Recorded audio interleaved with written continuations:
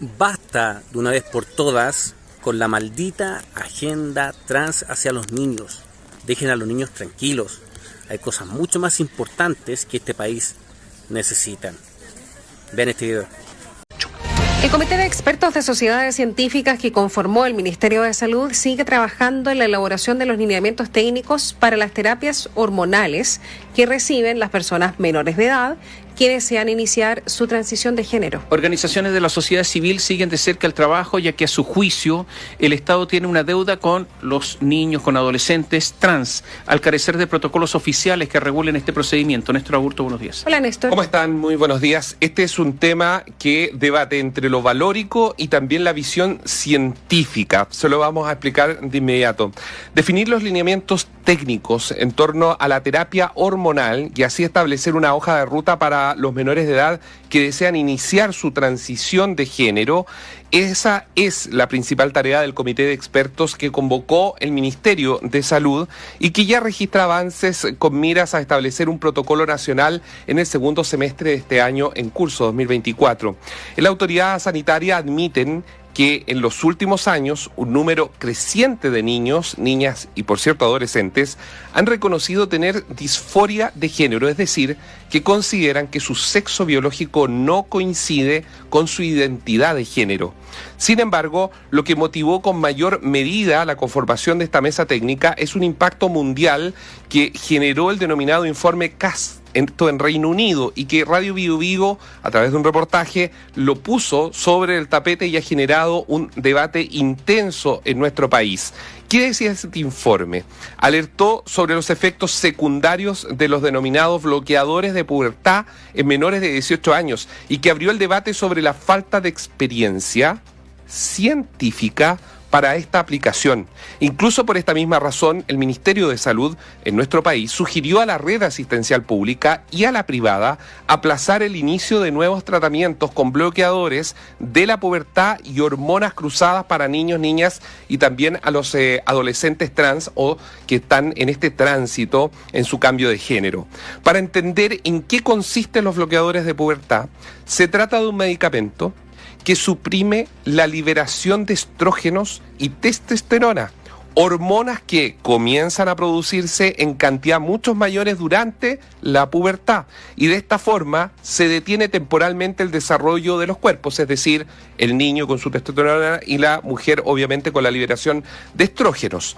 Esto se utiliza para darle más tiempo a los menores trans para que consideren sus opciones y para evitar de generar obviamente un malestar psicológico a estas generaciones al ver que sus cuerpos cambian de una manera no deseada. En ese aspecto, este tipo de terapias hormonales es positiva. Sin embargo, según el informe que se conoció en Reino Unido, la aplicación de este procedimiento podría tener en algunos casos consecuencias para la salud a largo plazo, entre ellas disminución en la densidad ósea, hipertensión e incluso infertilidad. Es decir, el informe del Reino Unido, que esto ha calado hondo en la Comunidad Europea, también en Estados Unidos y en nuestro país ha generado un debate desde el mes de abril cuando exhibimos este reportaje, es que puede tener consecuencias en la salud de las personas cuando sean mayores. O sea, concluyen que los efectos en esta investigación adversos serían mucho mayores a los potenciales beneficios. La subsecretaria de Salud Pública, Andrea Albagli, en conversación con Bio Bio La Radio, explicó que el comité de expertos viene a crear un marco procedimental bajo la evidencia científica que existe y que espera tener un informe para el segundo semestre. Frente a este tema, como gobierno hemos sido muy claros en que lo que primero debemos hacer es fijar ciertos márgenes de lo que está en discusión. En nuestro país tenemos una ley de identidad de género que le entrega el mandato al Ministerio de Salud de asegurar el acceso a terapias género afirmativas. La conversación se circunscribe a cuál es la mejor canasta de prestaciones que se le puede prestar a quien lo requiera dentro de este contexto. Para este proceso también se han convocado a las organizaciones de la sociedad civil, ya que están continuamente en contacto con personas que reciben este tipo de tratamiento. El vocero del Movimiento de Integración y Liberación Homosexual, el MOVIL, Ramón Gómez, indicó que el Estado tiene una deuda con la infancia y la adolescencia trans al carecer de protocolos oficiales que regulen la terapia hormonal. Y además, entre otros, que sus exigencias en la mesa técnica por parte del MOVIL, se ha solicitado que no exista una limitación etaria para acceder a estos procedimientos. Ojo con lo que está pidiendo el MOVIL, que no exista, dicen ellos, una limitación etaria para que se pueda tener el procedimiento, porque lo mejor sería evaluar, dicen ellos, caso a caso. No es que desde un tramo de edad se podrá realizar o no. Además, declaró que la guía para la transición de género para mayores de 18 años tiene una ruta definida y que esperan lo mismo para menores de edad. ¿Cuál es la dosis de hormonas según el peso, según el género, según muchos factores? Y creemos que esos mismos elementos que son tan particulares de cada persona, de cada individuo, deben considerarse con los niños y niñas. Porque nuestra convicción es que ser una persona trans no es algo que uno escoja o uno decida. No es algo que uno determine por sí mismo, sino que viene con la naturaleza humana. La preocupación de las autoridades radica en las cifras que tiene actualmente el Ministerio de Salud, donde da cuenta que los procesos de transición en menores han mostrado un crecimiento significativo. Por ejemplo, el año 2023, el Ministerio de Salud, y escuche bien esta cifra, reportó que 1.200 niños, 1.200 del año 2023, ingresaron a este programa Crece con Orgullo, y se proyecta que para el 2024 se suben otros 2.900. Esto significa que en solo 2 años, más de 4.000 niños habrían sido atendidos a través de este programa.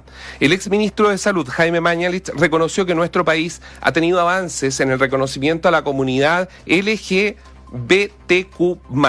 y en la ley de cambio de sexo registral, pero que en la transición de género el país aún está muy atrasado.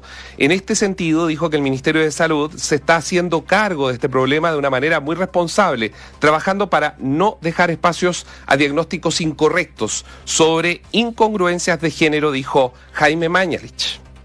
Me parece bien, porque también había muchos casos reconocidos de menores que eran sometidos a esto, suponiendo que tenían una decisión nítida, clara, respecto a cuál debería ser su género, que después se arrepentían y decían, no, en realidad me he dado cuenta que el género que quiero tener en la vida corresponde al sexo genético.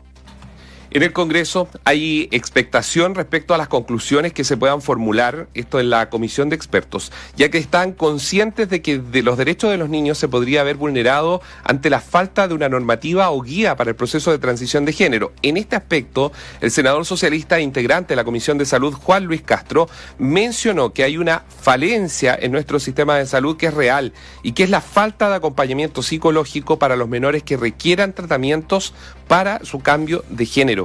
Una situación similar a lo que expuso el reportaje de Radio Bio Bio, que evidenció que varios padres y madres se preocuparon por el tratamiento hormonal que se les recetó a sus hijos y cuestionaron el proceso previo para ser indicado, que muchas veces se entregaría sin recibir mayor acompañamiento psicosocial, un punto que todos han confluido que es necesario que tenga el sistema. No todo es medicamento, no todo es una hormona. Aquí hay un acompañamiento que hoy día no se da para niños, niñas, adolescentes que están en esta transición de género. Y por último, hay una definición que hay que tomar para el país en su conjunto. Por eso el comité de expertos va a ser quien entregue ese lineamiento en forma definitiva y clara para Chile, que es lo que interesa. No solo en Chile, sino en el mundo persiste este debate sobre si las personas menores de edad están capacitadas para dar un consentimiento informado respecto a lo que les va a marcar por el resto de sus días, que es cambiar obviamente su apariencia física, pero también su sexo. La presidenta de la Comisión de Salud de la Cámara Baja, la diputada Elia Molina, quien además fue ministra de Salud, mencionó que la comisión técnica debe evaluar si los menores pueden comprender y sopesar los riesgos y las consecuencias a largo plazo. Valoro que existan medidas para poder hacer la transición de género, pero lo que importa es saber qué momento y en qué situación es cuando se recomienda partir de inmediato o es necesario esperar a lo mejor periodos donde los niños estén mayores y tengan más capacidad de decisión sobre su propio cuerpo. Hay que decir que no hay un plazo establecido para esta comisión, pero ¿quiénes la integran? ¿Quiénes son los miembros de esta comisión? La Sociedad Chilena de Psiquiatría va a estar representada por Soledad Villanueva y Paz Robledo.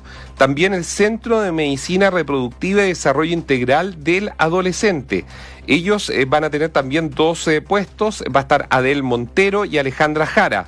La Sociedad Chilena de Obstetricia y Ginecología con Arlet Adao y Pamela Sangüesa. Va a estar la Sociedad Chilena de Psiquiatría y Neurología de Infancia y Adolescencia, Cristian Zulik y Paz Quintero. Y por la Sociedad Chilena de Endocrinología y Diabetes va a estar Francisca Ugarte y Cecilia Pereira. Ellos son los nombres, estos nombres que dábamos, en su mayoría médicos, que van a estar sentados en esta mesa para entregar el informe final al Ministerio de Salud. Mira, sobre este tema son varias cosas. Primero, el informe CAST, que produjo un verdadero terremoto en Gran Bretaña, esa es la verdad, y en otros países también. Lo segundo es a qué edad un niño puede decidir, porque hoy día a los 3 años le están preguntando a un niño. Y si no sabe escribir, 3 años, con una línea, 3 años, ¿alguien está en condiciones de resolver a los 3 años? Esa es la normativa que se dio a este gobierno. Bajo el gobierno anterior era una edad mayor. Pero 3 años, lo tercero que pasa con los padres cuando no están de acuerdo, hoy día son denunciados a la justicia y tienen que enfrentar un proceso penal. Atención con esto, ¿hasta cuándo? Y lo cuarto es cómo evaluar que una persona tome una decisión informada, consciente, que no tiene una reversión absoluta, ni mucho menos, y por lo tanto tiene que estar seguro. ¿A qué edad se puede tomar esa decisión? Quinto, ¿qué es lo que pasa con estas hormonas que retardan la adolescencia y que por lo tanto establecen una pausa en las personas? ¿Hasta cuándo? ¿Para qué? ¿Y cómo? ¿Están en condiciones esas personas en esta pausa de tomar la decisión? Y si se retarda esta decisión, ¿la pausa es hasta cuándo? Son todas cuestiones fundamentales que se están discutiendo en el exterior y que en Chile no se estaban discutiendo, salvo cuando apareció este reportaje que se publicó en BioBio. Había un silencio absoluto, es decir, había políticas públicas, financiamiento público, 4.000 niños sometidos a esto en un silencio total, pese al informe CAS. Y también aquí las autoridades algo tendrán que resolver. ¿Y las organizaciones? No, a ver, si las autoridades son científicas, porque se autodenominan científicas, son doctores, médicos, no sé qué, ¿por qué tiene que haber una publicación para que reaccionen? Cuando ellos sabían del informe CAS, porque esto fue un asunto mundial. ¿Qué les pasó? ¿O es que hay ideología detrás de esto y la ciencia, en teoría, o las dudas científicas, que hay muchas siempre dudas científicas, están subsumidas al asunto ideológico? Si esas son las preguntas que uno tiene que hacerse acá.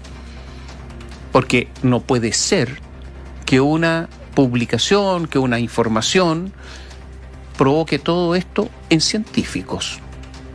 O son ignorantes o no les importó el informe CAS. Porque si no habrían de motu propio empezado a estudiar y convocado esta comisión, pues, si esta comisión surge a propósito del reportaje. Hoy yo pondría un tercer escenario que es el miedo. El miedo a organizaciones que a través de la FUNA también atacan a científicos que pueden tener una posición distinta. Y esos científicos no logran sostenerse porque también en la universidad está pasando que ante las funas de científicos y profesores se corta por el hilo por el más delgado, que es que el científico y el profesor salga de la universidad. Pero hay que ser valiente. Entonces, bueno, son científicos, entonces no. Ahí hay otro Puede ser. Hay otro escenario. Cuando se tiene familia y todo, claro, algunos piensan al final en la comodidad de guardar el silencio, quedarse con un silencio sepulcral ante los efectos que eso puede generar. Gracias, Néstor. Tengan buen día. Chao, Néstor.